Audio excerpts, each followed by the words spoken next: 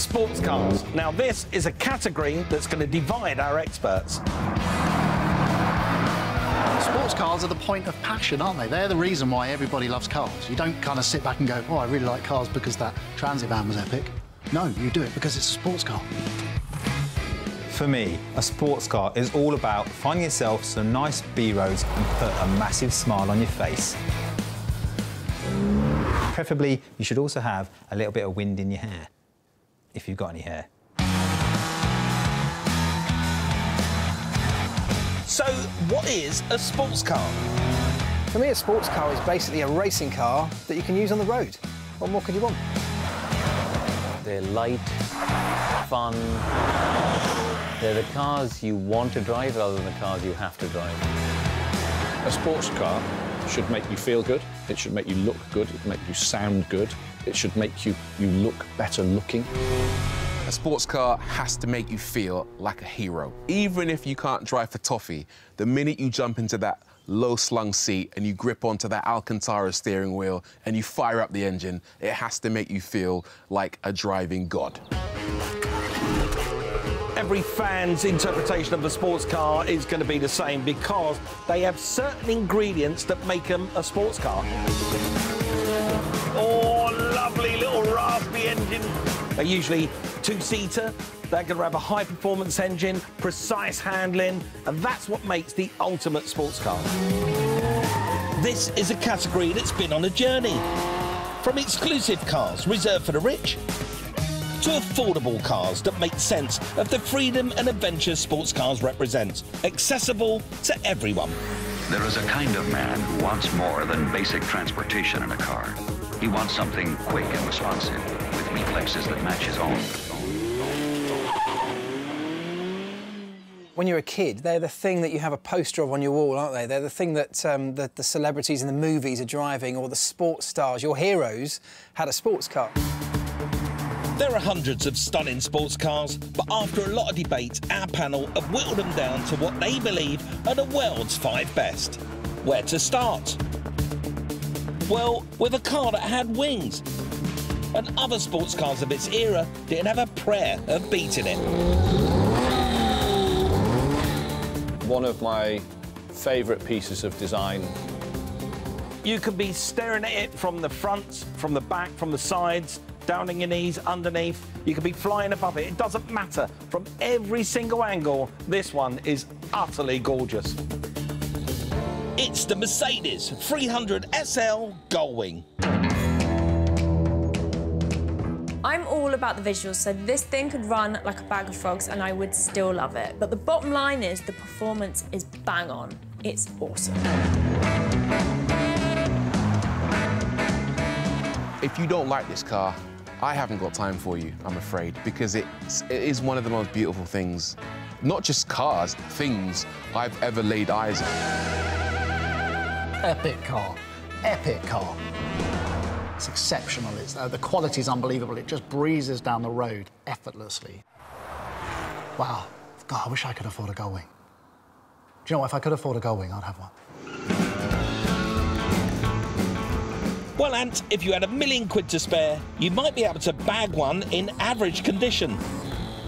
Mercedes 300 SL ist die neueste Konstruktion der Daimler-Benz-Werke. It all started in Germany in 1954, when Mercedes created an instant classic. This is a car that set new records and seemed to come from another planet. It changed the world and how we see sports cars today. The Gullwing was immense. You're talking about a car that in 1954 could do 0 to 60 in 8.8 seconds. And you have to remember there are cars on sale today that can't do 0 to 60 in 8.8 seconds. This is a car that was beautiful, it was fantastic to drive, and it was just rocket technology in the 1950s. And it was born on the racetrack. In the early 1950s, the racing world was dominated by Aston Martin, Jaguar and Ferrari. Mercedes wanted to show what they were capable of. The 300 SL entered 5 endurance races spanning the globe, from the Carrera Pan America in Mexico to the Eiffel Rennen sports car race on the Nürburgring in Germany. In the final hours on the second day, the pressure is really on. Only the toughest cars and drivers are still in the race. It was their big hope, but it also had a serious issue. The only engine Mercedes had was the 3-litre straight six for them to put in the Gullwing car, which was fine, but not as powerful as their rivals such as Ferrari had at the time.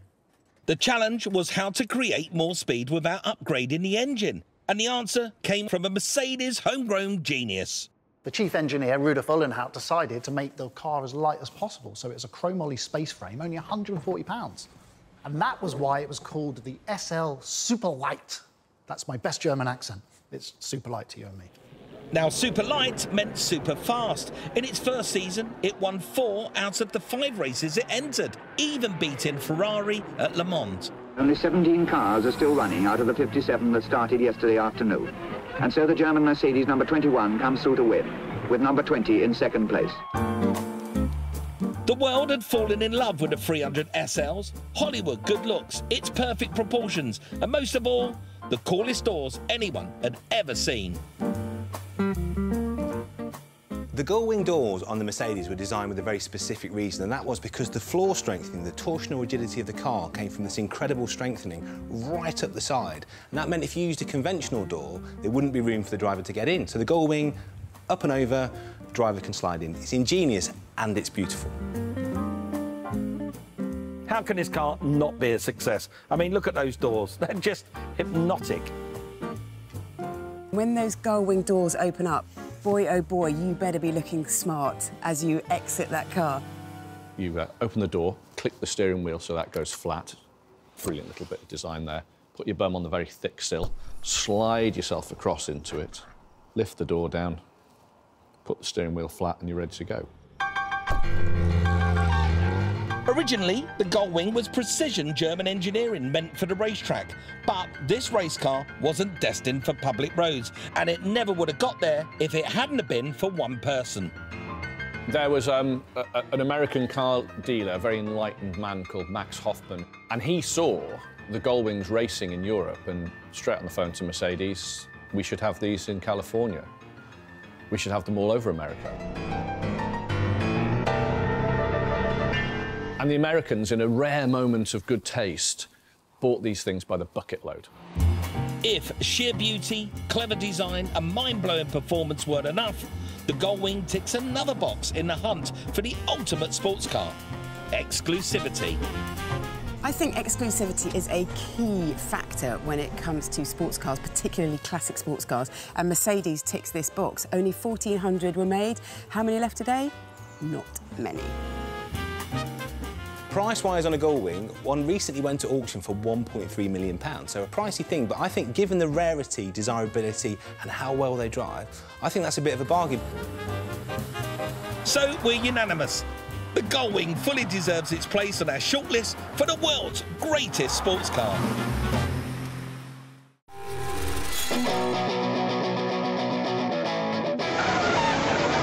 Sports cars are some of the most sought after and talked about cars in the world, so trying to agree on the best one ever made is not easy.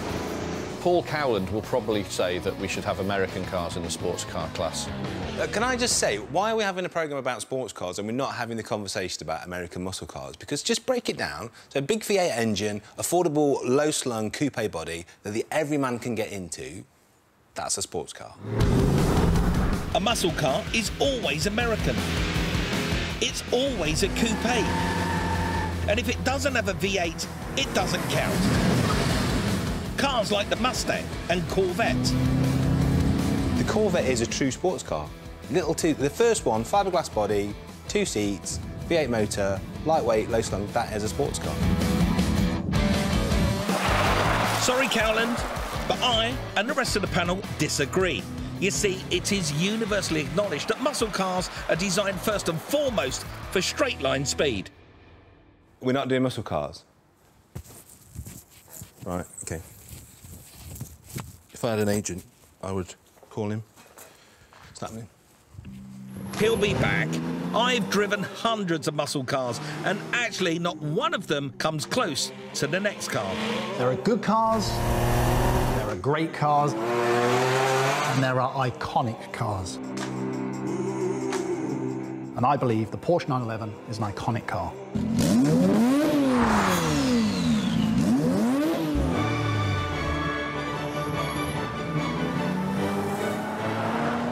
The Porsche 911 is probably my dream car, if I'm honest.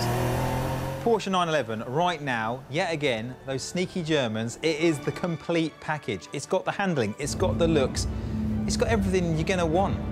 I mean, it's it, isn't it? The first time I ever drove one, I was a road tester at Auto Express magazine, and it was the launch of the Porsche 911 Targa. I was just blown away by the sheer beauty and the engineering precision and brilliance of the car. I agree, Vicky. Over 15 years ago, I drove a Targa too, and it started an obsession. This car really is a proper bit of kit. It's good to nip down the shop and get a pint of milk, and it's a fantastic GT cruiser for those long journeys. It's the jack of all trades, and I love it. The first time I saw a Porsche 911 was the late 1970s. In the back of my parents' car, Alton Park racetrack, pulled into the car park, and I saw this orange thing hovering on top of the grass. It almost looked like it was floating. And as it drove past, I was like that. I just fell for it instantly. So the Porsche has some instant appeal, a look, a shape that is unmistakable. The 911 is so iconic that I could draw it in my sleep, and if I was blindfolded and I touched a car, I would know that it was a 911. My senses are alert to it, more alert perhaps than in most other cars, because it has got a big heavy rear end that will swing around and bite me. I think the design of the 911 is iconic. It's a word that's overused, but the 911 really is. You can actually trace that lineage, that window shape, that profile, all the way back to the very first car, right up to the present day with the 992. And what's clever about it, they've never made a huge change with each model year. It's definitely an evolution rather than a revolution. This is a 1968 911, but it's basically the same shape as the very early ones, 1964 onwards. And this is my car. It's undergoing a little bit of work at the moment, a little bit of restoration, but it's the shape that gets it for me. Look at this sloping roofline that goes all the way down to the back, the bulb over the rear wheel arch that delicately flows into the rear light lens, the doors that do this at the bottom. Look, the door sculptures round at the bottom, so it's like it's holding you tight inside the car. Every time I walk out the shop, I always turn back and have another look at it and go, that's mine, that is, because I absolutely love it. It's beautiful. And it seems I'm not the only fan. But Vicky Butler-Henderson, well, she prefers a younger model.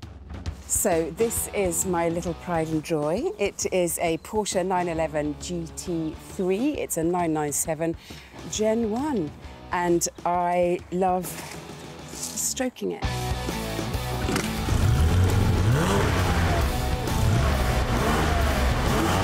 When I sit in this car, I just feel like the rest of the world doesn't exist. It's just me and the machine. The seats hug me so beautifully. The steering wheel is of the right thickness and the right dimension, and the pedals are exactly where I want them to be, not offset in any way. Oh, it's just lovely. I feel instantly connected to this car, and I haven't even turned a wheel. I honestly can't imagine a time in my life where I will not have a 911 in my garage. And boys, if you will excuse me, I've got somewhere to be. Surprisingly, the origins of the iconic 911 owes a debt to another iconic car, Volkswagen, or in English, the people's car. The best-selling car of all time, the car that would become the Beetle. Hitler wanted it, and Ferdinand Porsche, he delivered. If you look at the Beetle and you look at the 911, you can see that they're from the same family of cars and from the same family of designers. Ferdinand Porsche's son, Ferdinand, created the first ever sports car under the Porsche family brand, the 356. Then, in 1963, Ferdinand Porsche's son's son, Ferdinand, made the first ever 911. It still had the Beatles' air-cooled, rear-engine, rear-wheel drive setup, but it was originally called the 901. So when Porsche wanted to take the car to the Frankfurt Motor Show to show it off to the world, unfortunately, Peugeot successfully sued them because they claimed the right to 0 in their model numbers. So that's why we have the Peugeot 205, 206, 207. So that meant Porsche couldn't use the 0 in the middle. So now they had to come up with a new name. So they just went, well, let's just put a 1 in there instead. So it's the Porsche 911. And it's quite good, because I don't think it'll work as the Porsche 901.